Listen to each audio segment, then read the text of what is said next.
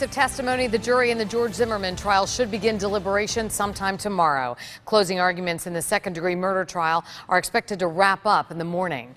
News Channel 5's Michael Williams is live at the Sanford Courthouse for us tonight. Michael. Good evening. I'm outside the Seminole County Court Complex. At 8:30 in the morning, jurors will head back inside. An all-woman panel, 5 white women, 1 of Hispanic or African-American background, to hear the defense make its closing argument in this case. They're resting tonight, or at least trying to rest, after hearing the prosecution begin its closing argument in the second-degree murder trial of a former Neighborhood Watch volunteer. George Zimmerman claims he killed Trayvon Martin in self-defense. Prosecutors told jurors it's a lie. A teenager is dead. He is dead through no fault of his own.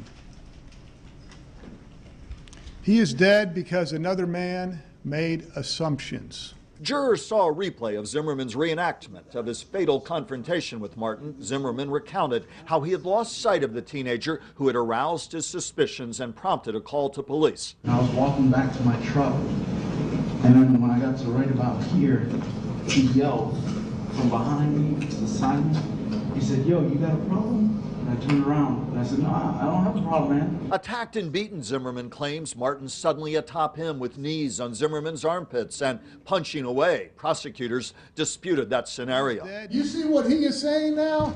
He's saying that armpits. How does he get the gun out? A Miami area teenager now unable to tell his side of the story. Prosecutors reminded jurors, dead, they say, because George Zimmerman profiled the teen. Isn't it true that this defendant assumed that Trayvon Martin was a criminal? One of the many questions jurors will be left away after closing arguments Friday.